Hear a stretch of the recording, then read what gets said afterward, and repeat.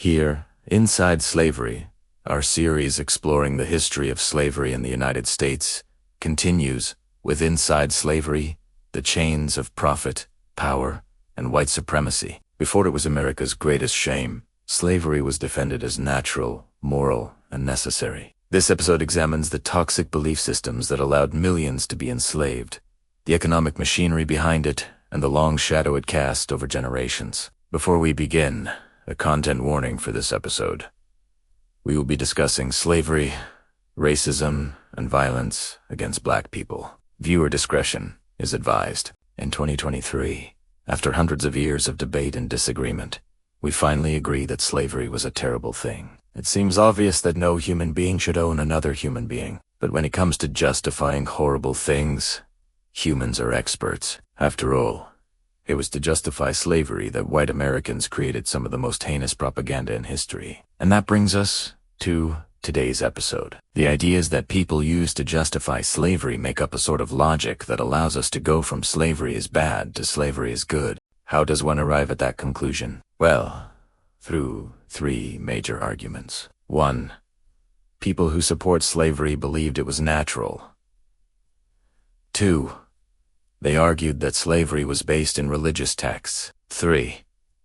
They claimed that black people were innately inferior to white people. These are not separate arguments, but rather all three work together to form a system of beliefs that makes slavery seem acceptable. And we can see these beliefs in action as early as 1619, with the arrival of the first enslaved Africans in Virginia. The argument of naturalness is one that appears throughout American history, each time supporting a new injustice. Manifest Destiny, for example, was based on the idea that it was natural for the United States to expand across the continent. In the same way, slavery would become naturalized by its supporters as an inevitable part of society. John C. Calhoun, a senator from South Carolina, summarized this argument succinctly in 1837 when he said, "In a free country like ours, where the laws are made for and by the people themselves, it is absolutely necessary that they should be strictly moral and religious laws." In other words, without slavery, society cannot function properly. That's because, according to Calhoun and his contemporaries, slavery was simply the natural order of things. As George Fitzhugh, a pro-slavery Virginian, wrote, "The African is not made for freedom. His ascension to freedom is his destruction." For people like Fitzhugh and Calhoun, slavery was natural, not just because it was necessary, but also because it was inevitable. If, as they believed, black people were naturally inferior, then enslaving them was not only justified, it was also unavoidable. But there was also a financial aspect to this argument of naturalness. By portraying slavery as an institution ordained by God himself, slaveholders could claim that interference from outsiders was not only futile, but also sinful. As Anthony V.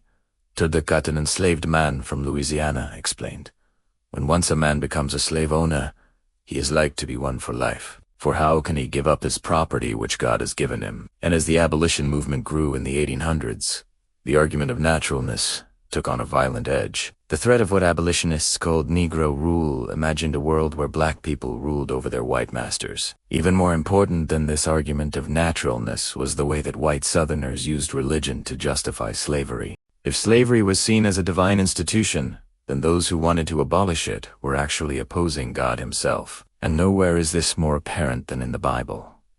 Slaveholders frequently cited the story of Joseph and his coat of many colors to prove that slavery was ordained by God. And the pro-slavery argument goes something like this. When Joseph is sold into slavery by his brothers, God intervenes to make Joseph a powerful official in Egypt. He then uses Joseph's power to save his family from famine and makes Joseph second in command in the entire nation. For slaveholders, this story proved two things. 1. God sometimes allowed slavery to happen. 2. Enslaved people could rise to great heights under the right master. But perhaps the most famous biblical justification for slavery comes from Paul's letter to Philemon, which reads, "Slaves, obey your earthly masters with fear and trembling, doing your best to please them in everything, not only while they are watching, hoping sincerely to win them to God."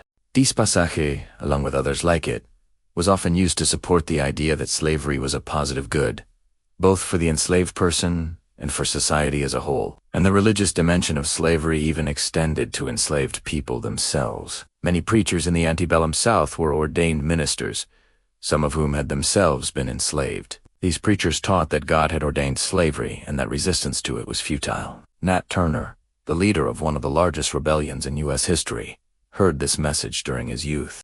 And although he eventually rejected it, this kind of preaching demonstrates the ways that slaveholders used religion to maintain control. The third argument to justify slavery was a strange one, namely that black people were naturally inferior to white people. And this wasn't just a belief held by slaveholders, but by many Americans more broadly. This widespread prejudice is demonstrated in the racial science of the time period, which made pseudoscientific claims about the inherent inferiority of black people. Some theories claimed that black people were the descendants of Cain, the biblical murderer. Others said that black people were naturally unintelligent and childlike, and others still went so far as to say that black people weren't even human. Perhaps the most common theory about black inferiority came from Thomas Jefferson, who claimed that black people were naturally less intelligent than white people. According to Jefferson, this lack of intelligence stemmed from the amount of brain matter in black people's skulls, which were supposedly smaller than those of white people.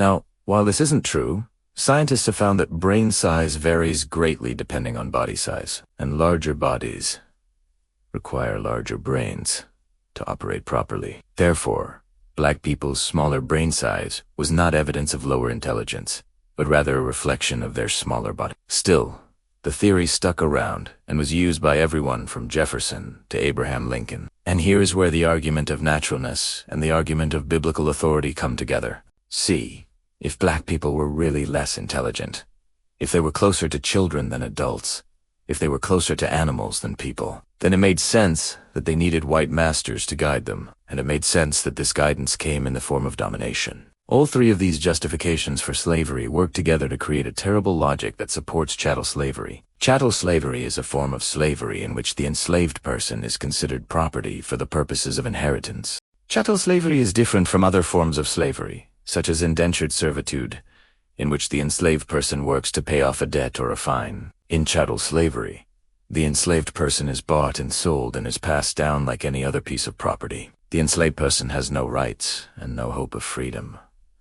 So why did white Americans use all three of these arguments? First, they wanted to appear morally in the right. Slavery was, after all, morally reprehensible. So slaveholders used religion and pseudoscience to convince themselves and others that it was actually a good thing. Second, they wanted to prevent outsiders from interfering in their economy. By claiming that slavery was ordained by God, slaveholders could claim that interference from outsiders was sacrilegious. Finally, the three arguments worked together to ensure that enslaved people never fought back. If slavery was natural and good and black people were naturally inferior, then any attempted rebellion was futile.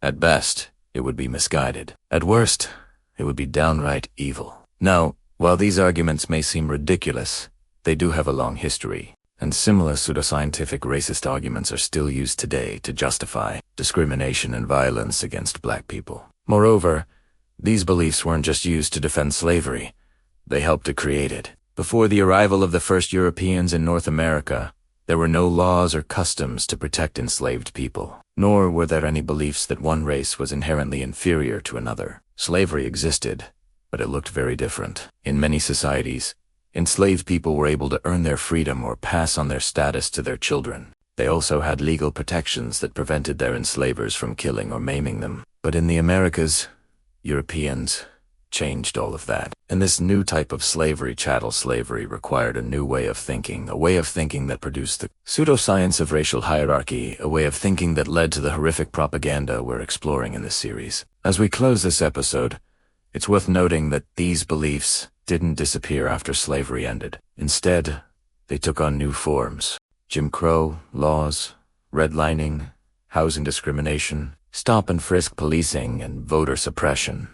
All of it finds its roots in the racist pseudoscience that we discussed today. To learn more about the history of systemic racism, check out our podcasts. We hope you enjoyed learning with us. To keep these videos free for everyone forever, please consider making a donation.